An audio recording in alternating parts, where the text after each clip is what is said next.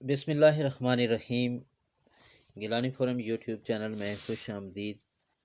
سامعین، ہم آج کی اس ویڈیو میں آپ سے ذکر کریں گے شہدائے کربلا اور بالخصوص حضرت امام حسین علیہ السلام اور ان کے جانثار ساتھیوں کی شہادت کا واقعہ تو ہر شخص کی زبان زد عام ہوتا ہے، لیکن آج آپ کی خدمت میں حضرت امام حسین اور شہدائے کربلا جو دیگر ان کے ساتھ شہید ہوئے، ان کی تدفین کے کیا مناظر تھے اور وہ کیا دل خراش واقعہ تھا۔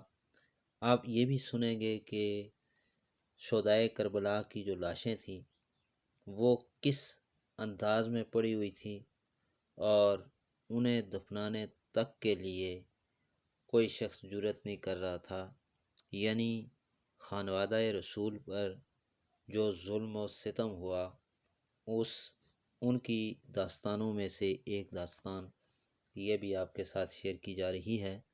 لیکن ویڈیو میں آگے بڑھنے سے پہلے آپ سے گزارش ہے کہ اگر آپ ہمارے یوٹیوب چینل پر نئے ہیں تو اسے ضرور سبسکرائب کر لیں تاکہ ہماری ہر نئی آنے والی ویڈیو کا نوٹیفیکیشن آپ کو مل سکے۔ سامعین، جب ابن سعد دختران آل محمد صلی اللہ علیہ وآلہ وسلم کو رسن بستہ کر کے اور سر شہداء کو لے کر کوفہ چلا گیا تو بنی اسد کا قبیلہ جو شب عاشورہ ابن زیاد کے خوف سے وہ جگہ چھوڑ گیا تھا، وہ دوبارہ اپنی جگہ آ کر آباد ہو گیا۔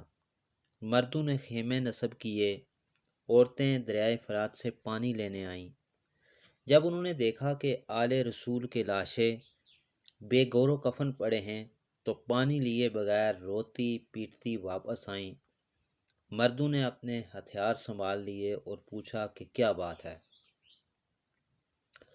عورتوں نے کہا ہتھیار رکھ دو، جب وقت تھا اس وقت بھاگ گئے، اب ہتھیار اٹھا کر کیا کرو گے؟ تو مردوں نے پوچھا کہ تم اس قدر ماتم کیوں کر رہی ہو، کچھ تو بتاؤ۔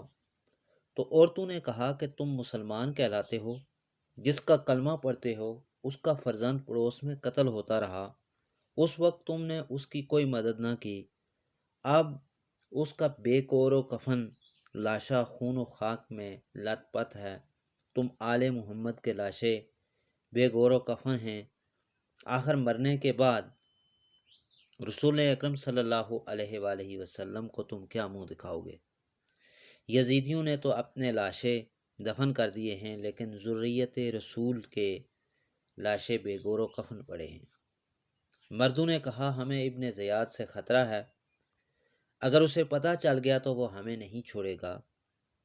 عورتوں نے کہا کہ تمہیں ابن زیاد سے ڈر ہے اور نبی کریم صلی اللہ علیہ وآلہ وسلم سے شرم نہیں آتی، تو ہمیں نہ ابن زیاد سے ڈر ہے اور نہ ہم اس حالت میں بروز محشر دختر رسول صلی اللہ علیہ وآلہ وسلم کے سامنے جانا چاہتی ہیں، ہم خود دفن کرتی ہیں، جو ہوگا دیکھا جائے گا۔ یہ کہہ کر عورتوں نے مشکیزے رکھے اور گورکنی کے لیے بیلچے وغیرہ اٹھائے۔ جب مردوں نے دیکھا تو ان کی حمیت جوش زن ہو گئی اور انہوں نے عورتوں سے کہا کہ ٹھہرو، ہم خود جاتے ہیں۔ انہوں نے پہلے منصوبہ بندی کی، کچھ آدمی راستے پر لگا دیے اور کہا کہ جو نگرانی کریں گے، تاکہ اگر یزیدیوں سے کوئی آ گیا تو ہمیں یہ لوگ مطلع کریں گے۔ اس مشورے کے بعد تمام مرد سامان لے کر میدان میں آئے، صرف لاشائے مظلوم کربلا ایسا تھا جو سر نہ ہونے کے باوجود قابل شناخت تھا، کیونکہ ہر عضو بدن سے نور کی ایک کرن پھوٹ کر آسمان کی طرف جا رہی تھی۔ ان لوگوں نے قبر کھودی اور لاشا کو اٹھانے کی خاطر اکٹھے ہوئے۔ انہوں نے تمام کوششیں کی، لیکن تمام کوششوں کے باوجود مل کر بھی آپ یعنی امام حسین کی لاش کو نہ اٹھا سکے۔ پھر بیٹھ کر مشورہ کیا کہ شاید مظلوم کربلا نہیں چاہتے کہ اپنے انصار اقربا سے پہلے دفن کیا جائے، اس لیے آؤ پہلے دوسروں کو دفن کر لیں، بعد میں غریب زہرا کو دفن کریں گے۔ اس مشورہ کے بعد کسی نے کہا کہ اگر ان کو دفن کرو گے اور بعد میں کسی نے پوچھ لیا تو کون سی قبر کس شہید کی ہے تو کیا بتاؤ گے؟ کس لاش کا، یعنی کسی لاش کا تو سر ہے ہی نہیں، اور سر کے بغیر شناخت ناممکن ہوتی ہے۔ چنانچہ اسی فکر میں بیٹھے تھے کہ ایک عرب سوار ان کے سامنے آ گیا۔ وہ عرب سوار ابن زیاد کا جاسوس نہ ہو، یعنی وہ عرب سوار کو ابن زیاد کا جاسوس کہہ کر گھبرا گئے اور ایک طرف ہٹ گئے۔ وہ سوار لاشوں سے کافی فاصلے پر گھوڑے سے اترا اور لاشائے مظلوم کربلا کی طرف متوجہ ہو کر چلا اٹھا۔ جیسے جیسے لاشے کے قریب آتا گیا وہ جھکتا گیا، جب لاشے پر آ گیا تو اپنے آپ کو لاشا پر گرا دیا، لاشا کو گلے لگا کر بے تحاشا رویا، پھر سر اٹھا کر بنی اسد سے پوچھا تم یہاں کیوں جمع ہو؟ تو انہوں نے بتایا کہ ہم تفریح کے لیے جمع ہوئے تھے۔ اس نے کہا نہیں، مقصد بتاؤ جس مقصد کے لیے آئے ہو، وہ مقصد بیان کرو۔ انہوں نے ایک دوسرے کی طرف دیکھا اور کہنے لگے اگرچہ ہم تجھے نہیں پہچانتے، ہمیں سچ کی جو سزا ملے وہ ہم بھگت لیں گے، لیکن حقیقت بتاتے ہیں، اور حقیقت یہ ہے کہ ہم ان لاشوں کو دفن کرنے آئے تھے، لیکن مظلوم کربلا کی لاش ہزار کوشش کے باوجود ہم سے نہ اٹھ سکی، اور دوسری لاشوں کی عدم شناخت کی وجہ سے ہم حیران تھے کہ کیا کریں۔ اسی فکر و پریشانی میں بیٹھے تھے کہ آپ آ گئے۔ چنانچہ وہ بیمار اٹھا اور ایک جگہ نشان لگا کر کہا کہ اس جگہ کو کھودو۔ چنانچہ بنی اسد نے وہ جگہ کھودی۔ اس نے حکم دیا کہ یہ 17 لاشیں اس قبر میں رکھ دو، پھر دوسری جگہ نشان لگایا اور کہا کہ یہاں کھودو۔ بنی اسد نے وہ جگہ کھودی۔ اس نے حکم دیا کہ باقی تمام لاشیں اس قبر میں دفن کر دو۔ بنی اسد نے تمام لاشیں اس قبر میں دفن کر دیے۔ پھر اس نے حکم دیا کہ اب اس جگہ کو کھودو۔ بنی اسد کہتے ہیں کہ ہم نے تیسری جگہ یعنی قبر کھودی۔ اس نے کہا کہ اس قبر صرف ایک ہی لاشا دفن کیا جائے۔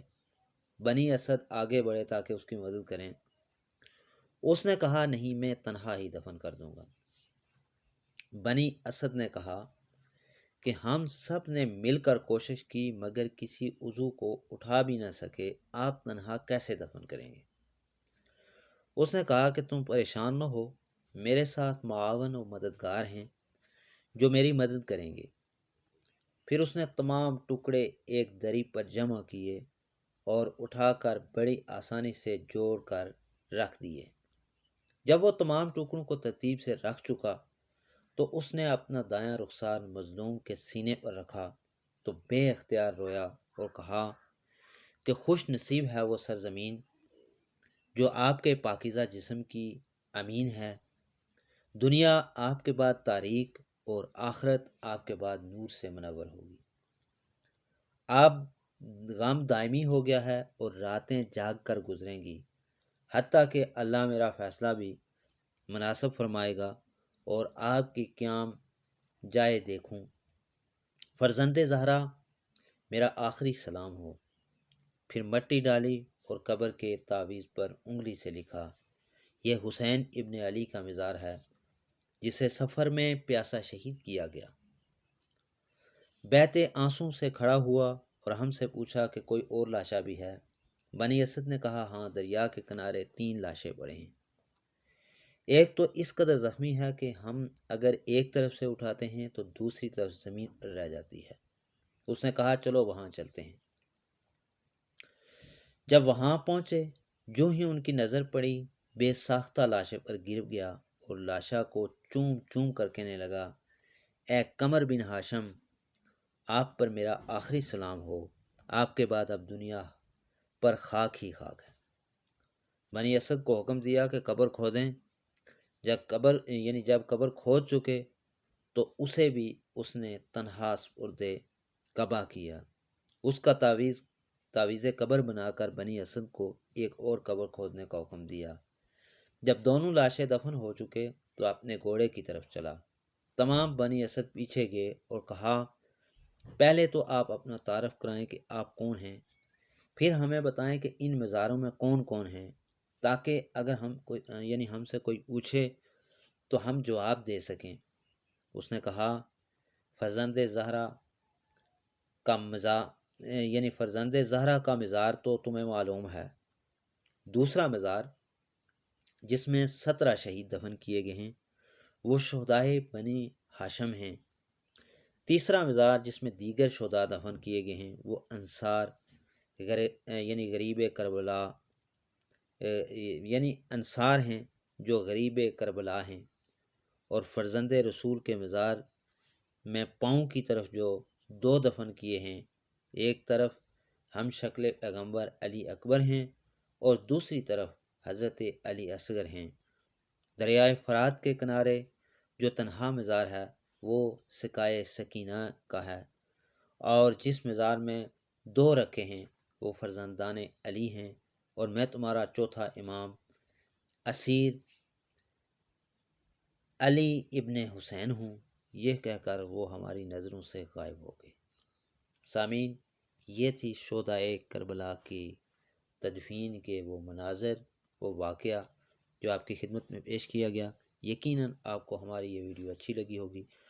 اس معلوماتی ویڈیو کو دوسروں کے ساتھ بھی ضرور شیئر کریں۔